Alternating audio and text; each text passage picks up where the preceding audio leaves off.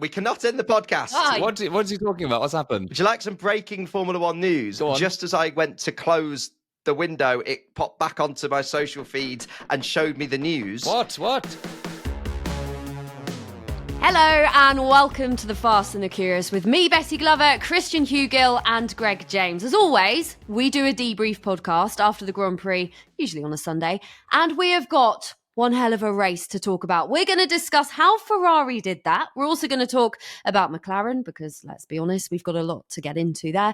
And we're going to talk about new boy on the block, Kimi Antonelli. But Ferrari pulled it off. That was a brilliant drive. How did they do that, Christian? Oh, goodness knows. Absolutely goodness knows. How did it happen? Well, you knew something. Now, I don't know whether this was a wild stab in the dark or because you are Christian Hugill, paddock princess, keeper of all F1 knowledge, and you knew a little bit of inside information. But you mentioned this on the last podcast. You said, I'll go for a Charles Leclerc win, home win for Ferrari in Monza, and it happened. I slightly pulled that out of thin air, but with a bit of logic to it. So I thought, if you cast your mind back to last year, Ferrari bought big upgrades and really went for it. And there was that classic Sainz v Leclerc battle. And I thought it's closer this year. So if Ferrari brings some upgrades, which I think they will this year, they could win this Grand Prix. So I thought there was a good chance of a Ferrari win. Hence I went for Leclerc. I also know he's done it before in Monza. That was the logic behind my prediction. But I didn't in any way think they would win it in those circumstances with what happened to McLaren with the pit stop. That I was nowhere near predicting. A phenomenal Grand Prix, absolutely thrilling. The sport at its best, and there are so many stories from it, which, Betty, I suspect we'll get into right now. Yeah, we're going to get into it. My favourite bit is when Charles Leclerc won. He was going, "Mamma mia, mamma mia!" Like, you couldn't get any more Italian, could you? Like, classic. I mean, I love the race, but I think my favourite bit is when you see Nico Rosberg, because he's clearly quite mad. Yeah, in the best possible way. Yeah. He interviews as he drove, a little bit unhinged, and right up to the line. He asks the awkward question, and you don't see that enough in sport. You don't see someone going, what about that overtake from Oscar? Do you feel a bit bad about that? Yeah. So, look, we need to talk about McLaren, but you can't talk about McLaren without Ferrari and Ferrari without McLaren, because the reason Ferrari won is because McLaren didn't have a great race. So where do you want to start with this, Christian? How did Ferrari manage to put that together? The one thing I always want to say is we record this podcast purposefully straight after the checkered flag. So I'm going off my initial gut reaction. It looked to me that whilst in the early part of this race, Carlos and Charles were able to look after their tyres. They had quite a sort of quiet stint one to this race. Well, of course, we knew that Oscar and Lando were battling, and then there was all this talk of Papaya Rules, which we then found out means you can race each other without taking each other off the track, basically. You two very much enjoyed that code name, didn't you? Well, I don't know if I enjoyed it. It's a bit weird. Yeah, I'm with Betty. I don't know if I enjoy it. Yeah. I just feel like it was a strange time to launch it. I feel like it's been hard launched. I've never heard that before. Have you heard that before? No. I've never heard it before. But no, they've hard launched it in Monza, and suddenly they've just gone, said that thing like, we all should know what that means.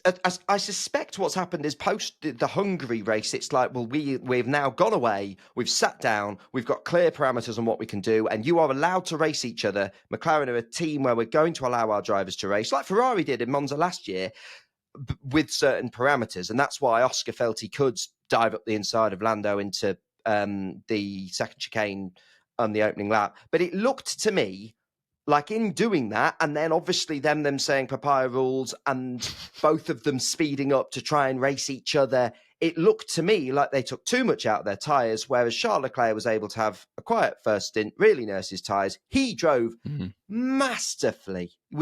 George Russell was called the tyre whisperer earlier in the season when he won that race and then was disqualified from it. That was Charles Leclerc, good Lord, the tyre whisperer Mark II. He was phenomenal. So he was able to look after his tyres better, and they pulled off a one-stop. Carlos was fourth with it, but Charles made it win the race for him, and that is stunning. So yes, it looked to me like he was able to look after his tyres, and that's what won him the race. I feel like Maybe Charles. Oh no, go on, Greg. Oh, sorry, Betty. Can I add a tyre thing? Maybe Charles.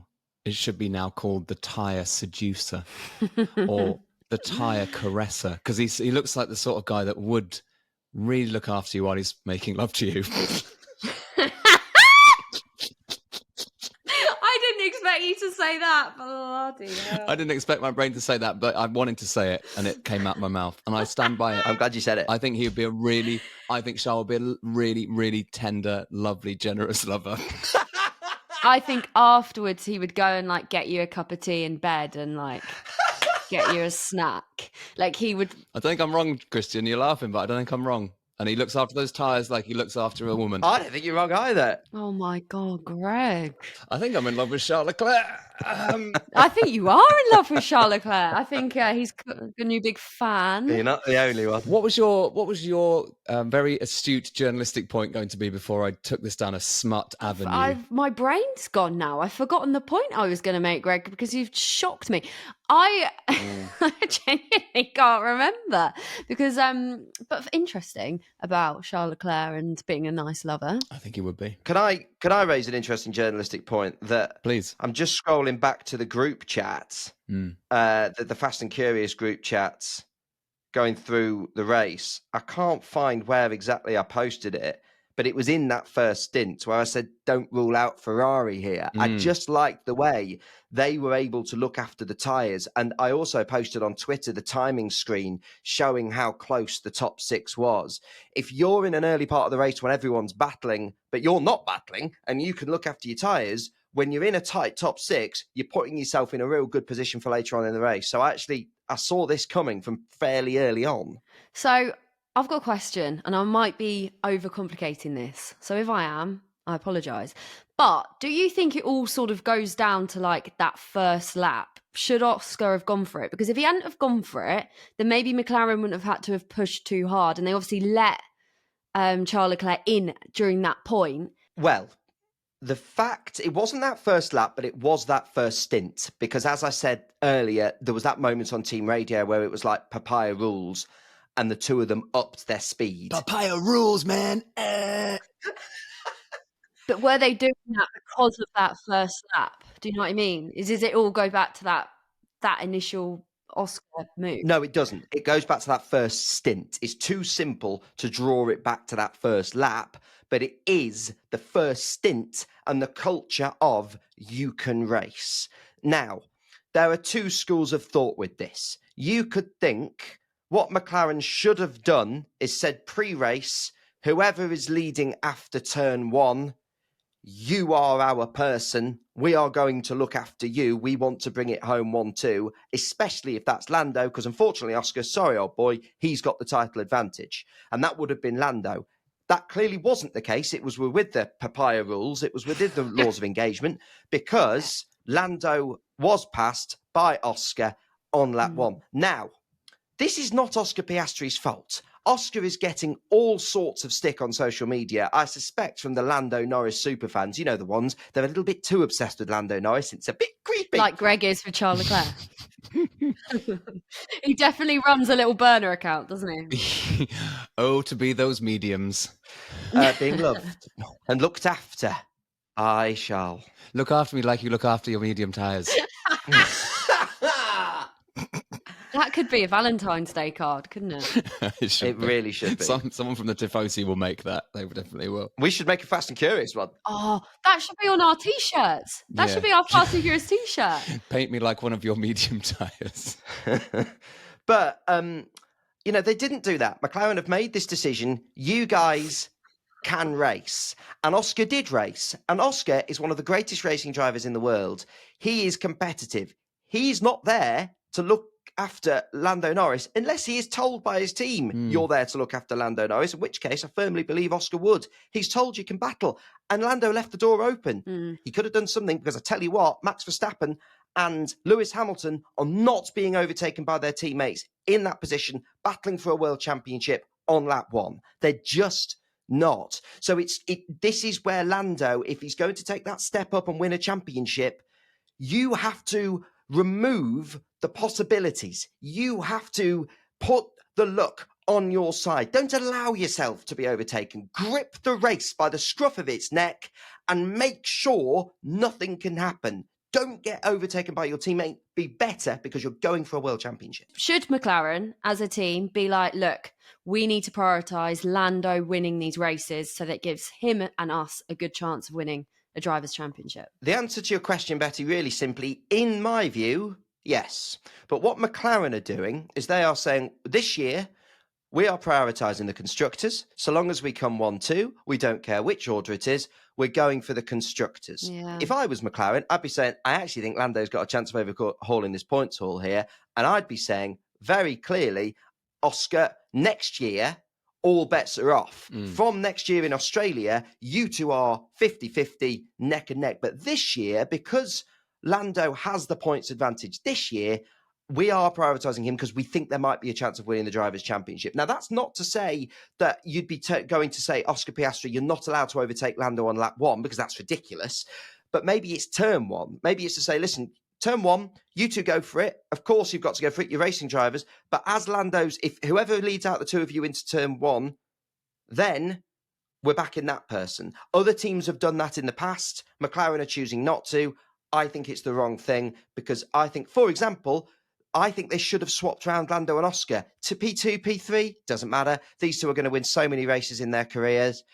On the checkered flag, I'd have said, Oscar, let Lando pass for the championship. That's how ruthless teams win world championships and overcome points hauls. Yeah, that's what Red Bull would do, I reckon.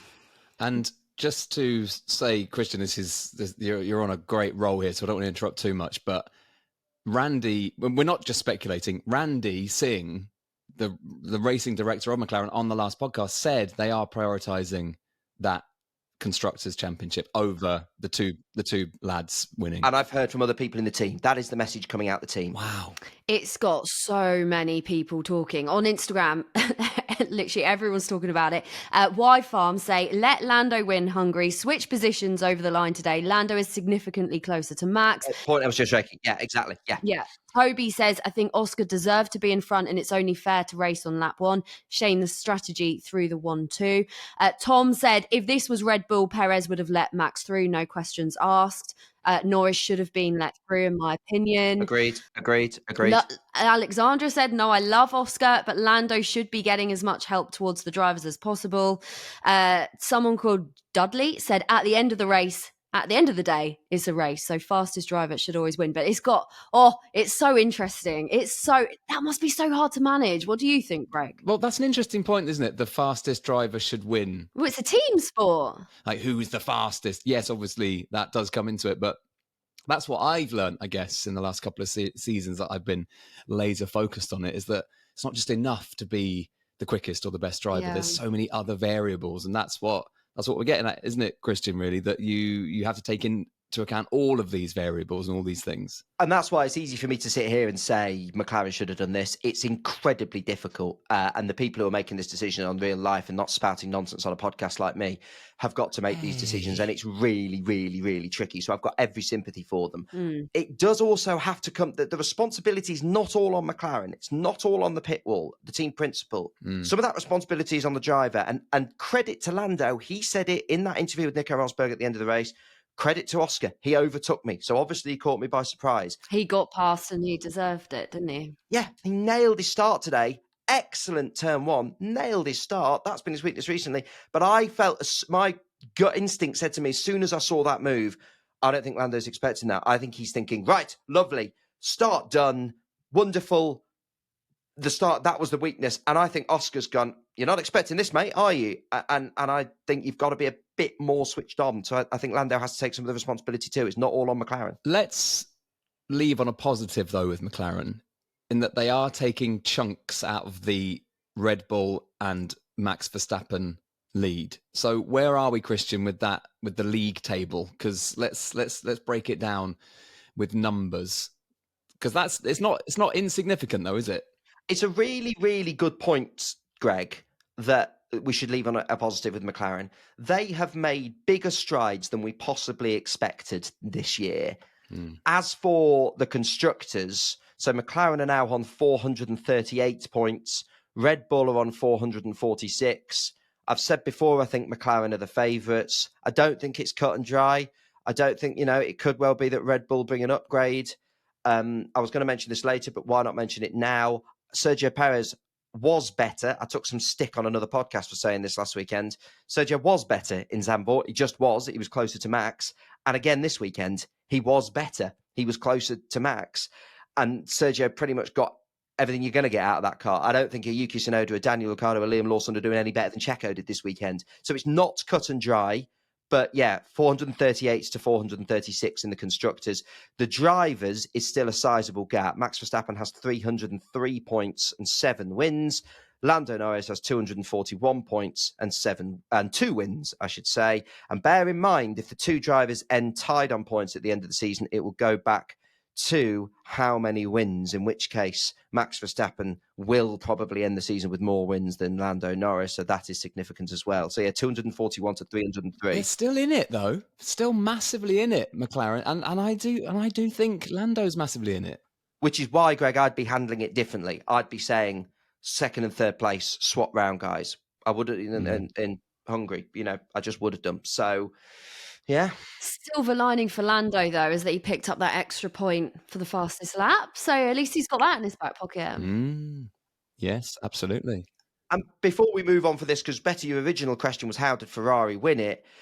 Again, you don't win Formula One Grand Prix, or rarely do you win Formula One Grand Prix purely because of cock-ups of another team.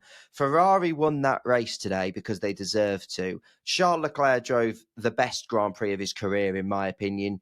He knew when to push. He knew when to ease off. He looked after the tyres. He didn't make a mistake in the final few laps on old tyres. Sensational. And this is a team that previously, every single time they got in good positions, would find some way. It was truly impressive the way they always found a way of cocking it up. Not anymore. Shall we have a little trip into Christian's cubbyhole? Oh, why not? Oh, look, and who's sitting in the cubbyhole waiting to be talked about? It's Kimi Antonelli. You're making me want to run away from this cubbyhole. We'll talk about Antonelli in a minute, but for those new to the podcast, every week I tend to highlight some of the bits you might have missed. And often that's one bit. This week, I'm actually doing a couple of different bits. The first is a huge well done, and credit to my flatmate Chris. This should be Chris's cubbyhole, because this had gone under the radar until my flatmate pointed it out to me, actually. Excellent debut from Franco Colapinto. While other drivers were tripping over each other today, getting involved in incidents, getting time penalties, Franco Colapinto came 12th. Logan Sargent only managed 11th once this season, and prior to that, I don't believe it even have a 12th or a 13th. I'm double checking myself. No. Wow. Logan hadn't even come 12th or 13th this season. Or 14th, had managed 11th, and other than that, had finished a maximum of 15th. So Franco Colapinto, who I believe had only driven 7 or 8 laps in a Formula One car before this weekend, sensational debut, 12th, very solid. That's a great point. That is a great point. So credit to Chris for that. And my little moment of my little cubbyhole moment is again Williams based. Is Alex Albon. The plaudits have all gone to Ferrari for running the one stop. So did Williams with Albon. And those 2 points for Williams that Alex Albon's got with 9th have come not only through Alex Albon being brilliant, but also a brilliant strategy call to go onto the one stop and get themselves into the points through that. There were plenty of other people who tried it down there, but none of them made it work into points paying positions. Ricciardo also tried it, had a messy race with penalties. Ocon tried it. Alpine didn't have the pace. So a very, very good weekend, I think, for Williams, and very impressive for Colapinto, bearing in mind there is still one more seat available on the grid for next season at Sauber. Could Williams lend their academy driver to Sauber? Who knows? It's possible. Let's talk about Kimi Antonelli then, because I went on an absolute Kimi Antonelli roller coaster the other day during FP1. So he was fastest, and everyone was like, oh my God, he's the fastest. This is amazing. And then he went and crashed within the first 10 minutes. How do we reflect on his start? I think we've missed the top line here. Well, yeah. Sorry. He is the driver replacing Lewis Hamilton. Yeah. We've all thought it's been the case. I've been saying on the podcast for months, it'll happen.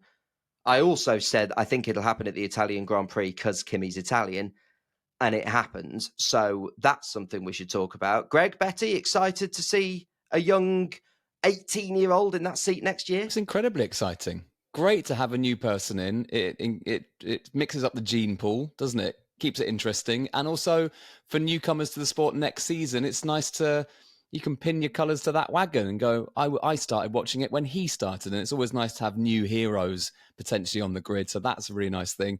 Also, we spotted a chink in Bradley Lord's armour, I think, when he was talking about who the new driver was going to be. And we all went, he's talking a lot about coming up from Formula 2 to Formula 1. It feels like it's going to be Kimi Antonelli. And it feels like an exciting choice, I think. Yeah, why not? Pick a newbie. And he's 18 years old. I love that as well. And also, did you see the Mercedes social media where basically George was like showing him the ropes about how you talk into the camera and what you should say and how to introduce yourself to all of the Mercedes fans? That made me feel really old. George Russell was the first Formula 1 driver I ever interviewed. Before he was a Formula 1 driver, it was before his first race back in 2019. And then I've always thought of like, the young ones, like George Russell. Yeah. And now all of a sudden, George Russell stood there with this other new kid in the selfie with him, and Antonelli looks about 4, and George Russell looks like one of the old ones. And it's like, oh my God, even the ones I consider the young ones are now not the young ones anymore, let alone Fernando. God knows how Paul Fernando must feel. So, I did see that, and it made me feel quite old. Shall I answer your question? Sorry, Betty, I derailed us. Can I have a Greg James unpopular opinion on Kimi Antonelli putting it in the wall? Hey, come and give us your unpopular opinion. Something up till now that you've been scared to say. I think Kimi Antonelli sticking it in the wall is actually kind of brilliant. Why? I think coming in on your debut FP1 session in your home Grand Prix and not playing it safe and going out, going fastest, then sticking it in the wall, getting out and dropping the keys and going, I found the limit, bye-bye now. I actually think it's so rock star. I think it's so cool. And I just think actually, I may sound like I'm making a light-hearted point here, but I'm not. That ability to go and push the limit, that confidence is quite incredible. Yeah. And yes, he went over the limit and he stuck it in the wall, but everyone does that. That happens. I just sort of think, and this is a mad thing to say, I think him crashing sort of shows you why they think he's so special. Well, definitely fearless. Greg, that's it. Yes. Yeah. It's a much better story than, nice man drove well. It's like, nice, talented young man drove so well, he crashed.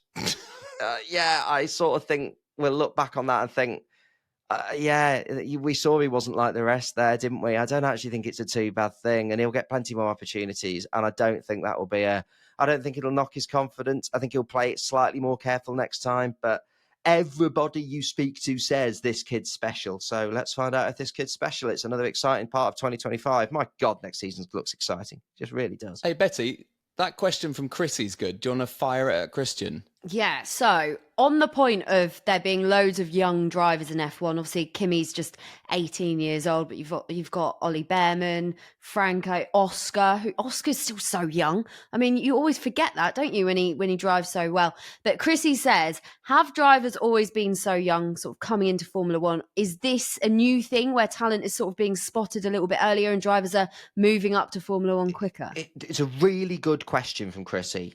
I remember Kimi Räikkönen making his debut in 2001, and he'd only got 23 car races to his name.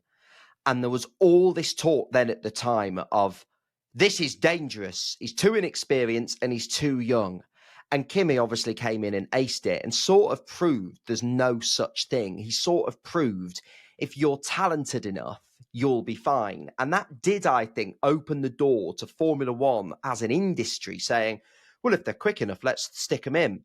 So back in 2009, Jaime Alguersuari made his debut aged 19 years and 125 days. That was beaten by Lando Norris. He is the fourth youngest debut racing driver in F1 history at 19 years, 124 days. Then Behrman, 18, Lance Stroll also 18, and the youngest F1 driver to make their debut in the 2015 Australian Grand Prix was Max Verstappen, aged 17 years, 166 days. So it's sort of a last decade and a half thing, I think, where drivers have come in around aged 19 or 18, and in Max's case, 17. So the answer to Chrissy's question is, it's not that new. I think it was actually Kimi Räikkönen that moved the dial on this back in the early 2000s. But it is great, though, that they are backing these young drivers. And Mercedes, we've talked about this quite a few times. We've mentioned they might have missed Max, but they're not going to miss Kimi. So picking a driver young can pay off quite nicely sometimes. I mean, it has with Oscar and many other examples that we've just discussed. 18 is young, though, isn't it? It is the young. Pressure that is on those shoulders. And also the thing that always shocks me about Formula One is not only are you having to go out there and drive a car really fast in a really competitive environment, do what your team is saying, listen to team orders, fight also against your teammate, all of that, the sort of on the track stuff. You've got to deal with all of the media that you have to do as a driver as well, the circus around Formula One. And I just think 18, that's so young. Yeah, and that's a really good point, because the youngest to date is Max Verstappen, age 17. Then we've obviously got Stroll, 18, and Behrman, 18. There was hype around Max. Definitely there was hype around Max. It was like, oh, Red Bull have got this gem. It wasn't quite as intense as it's been around Kimi. And also, I think coming into Mercedes and replacing Lewis Hamilton makes that slightly bigger still. So I actually think, even though, as I've just said, no, it's not totally new. We have seen drivers coming in. He won't be the youngest ever person to race in Formula One. And there's been 2 other 18-year-olds. He's probably the most hyped. And that will be interesting to see how he deals with that. I suspect he'll be fine. And I suspect this will be seen as a masterstroke. There's one more interesting thing on this as well. There's no mention of beyond 2025. And I still think Max Verstappen is very much keeping his options open. So are we in a situation next year where Mercedes drivers George Russell and Kimi Antonelli are in a shootout to see who joins Max Verstappen in that team in 2026? I think that's a possibility. And that leads to a fascinating thing. I think Max could make the switch to Mercedes. And I think Toto would sign Max. And therefore, there's big pressure on not just Kimi Antonelli, but also George Russell. That is a very juicy place to end this episode of The Fast and the Curious. That is in the future, which is exciting. But for now, we celebrate Ferrari.